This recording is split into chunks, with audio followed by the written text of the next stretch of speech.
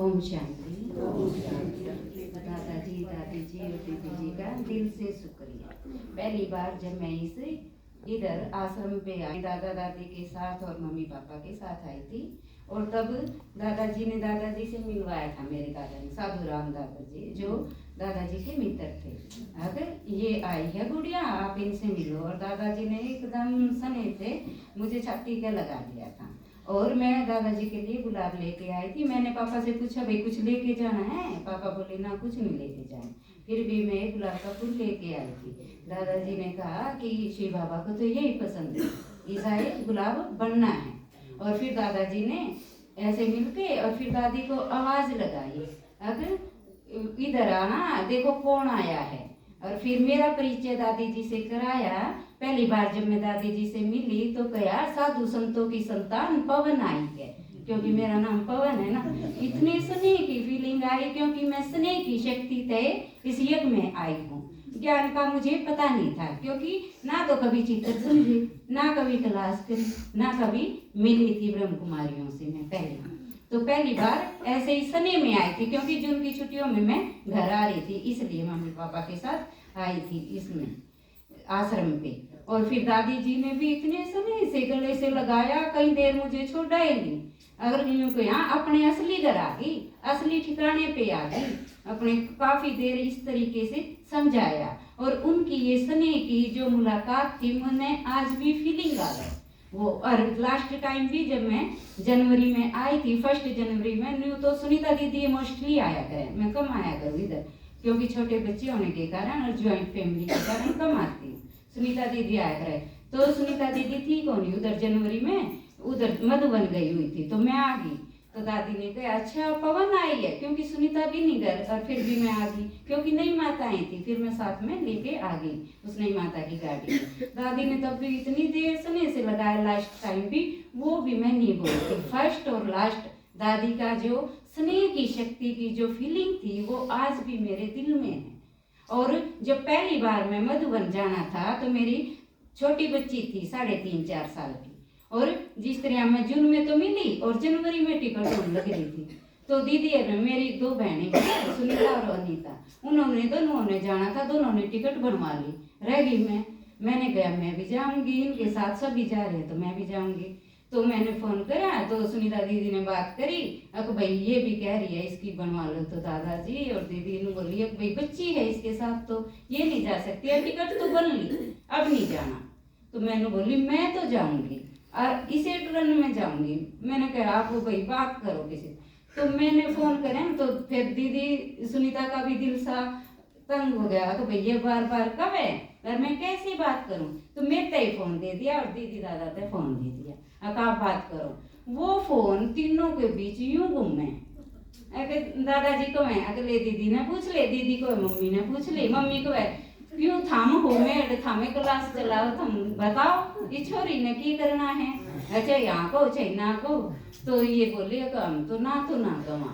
तो कभी दीदी दादा ता देवे और दादा दीदी ता देवे। फिर दादी ने बोली ले मने देव को, मैं कहूँ न बोली ये जावेगी तू, रोना बंद कर, और मैं कहूँ चलेगी। इस बात पे देखो दादी की डिसीजन पावर देखो आप। देखो एक अनपढ़ भी ये कम है ना, लेकिन मैं नहीं मानती भाई अनपढ़ सिर्फ एक किताबी पढ़ाई पढ़ना ही पढ़ाई नहीं है। और देखो उनकी डिसीजन पावर, क्योंकि उनकी गुण और शक्तियों को मैंने परखा भी है, प्रैक्टिकल में देखा भी है, क्योंकि हमने बहुत ज्यादा पालना ली है दादा और दादी से। मैं जब से हूँ, और देखो जब ये बुजुर्ग दोनों जाया करते सेवा पे, क्योंकि इन्होंने फिर 2013 में हम मिले थे बाबा से, और सब कुछ बाबा का मुरलियम बाबा को है ना, 13 मेरा और मेरा 13, उसी दिन से मन और वचन से बाबा का अर्पण हो गए थे कि बाबा ये 13 साल 2013 हमने यादगार दिवस भी रहेगा कि हमने सब कुछ बाबा को दे दिया। और उसी दिन से देखो फिर दादी के कारण ही हम कितने मिले, जो गया ना बाप सागर आया है सागर के बच्चे और सबका उद्धार हुआ। तो उसमें हम कौन कौन गए, दादा दादी मम्मी पापा ताऊ मौसी और तीनों बहनें भाभी और मेरी वह छोटी गुड़िया भी जो 3.5 साल की थी। और फिर क्या हुआ, सबकी टिकट तो पहले हो रही थी और दादा की और मेरी टिकट बनी तत्काल में। तो वो टीटी आया, उसने सभी अपने उस पे बिठाया। फिर दादाजी मेरे पास आ गए, क्योंकि इनकी बेटी का तत्काल में थी। हमने अपने फिर भी भाई और बोले दादाजी थोड़ी देर तो आप बैठना ही पड़ेगा। दादाजी ने फिर तो ज्ञान सुनाना शुरू किया। तो मेरा तो सारा टाइम बस वो गुड़िया रोवे, उसने कभी हम बिस्कुट दे दे, कभी इन्हें चुप कर। और इतना ज्ञान भर दिया दादाजी ने, इतना ज्ञान भर दिया, दादा ने पता ही नहीं लगा कि मैं और सारी पार्टी से अलग बैठा हूँ।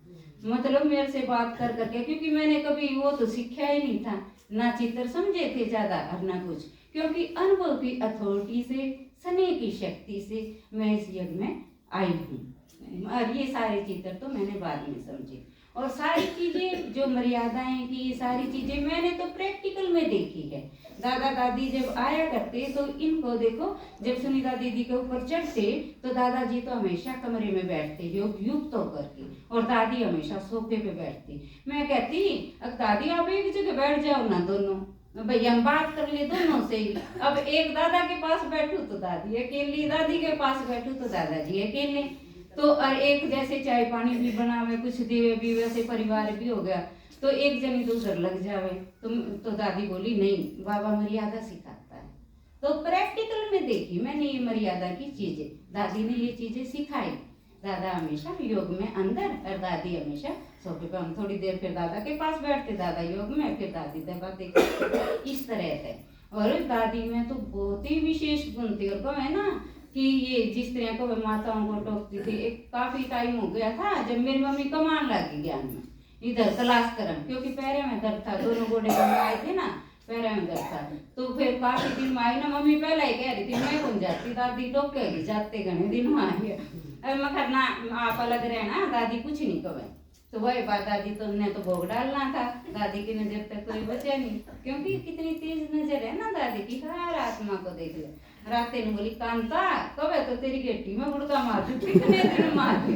मम्मी यूं की यूं खड़ी की खड़ी, और मम्मी मेरे कहा देखे यह चीज मैंने प्रैक्टिकल में सुनी और देखी।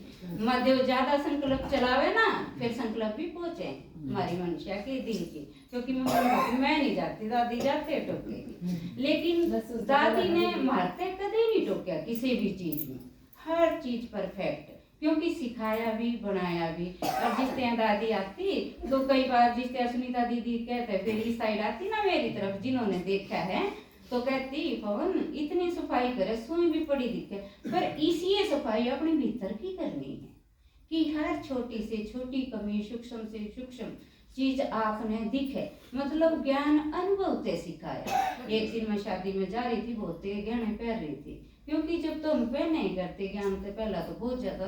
और तभी आई थी, और तभी दीदी बोली तू फ्रेश हो ले भाई, कपड़े चेंज कर ले, दादा दादी आने वाले हैं। इतनी देर में तो दादा दादी आ भी गई। मैं आई थी, बैग रखा था, तो दादी बोली इतने आभूषण पहन लिए हैं, बोला ये सारे सोने के हैं, नु क्या कहने। मैं बोली हाँ दादी। नु बोली फिर ईसाई बोलना है, ये कोई काम के नहीं, मतलब प्रैक्टिकल में इतना सिखाना। बोला ये बाहर के हैं, बाहर क्या है खतरा है, ये अंदर के आभूषण पहनने हैं। क्योंकि यह चीज मैंने जब देखी, जब दादी का श्रृंगार कर रहे थे ना लास्ट टाइम में, दादाजी की इसी अवस्था देखी, तो दादा की कम से बाहर के श्रृंगार का क्या फायदा, या तो भीतर तक करके गई। तो ये चीजें अनुभव की देखो कितनी बड़ी चीज हो जाए है, और हमने प्रैक्टिकल में सिखावे है। दादी का हर गुण, हर शक्ति, और देखो कितना सनी का हमारा योगदान रहा। और एक बार हमने दादी को बुलाया कि एक बिल्डिंग बनाई थी हमने सोचा इसके थ्रू एक बड़ा प्रोग्राम ओम शांति।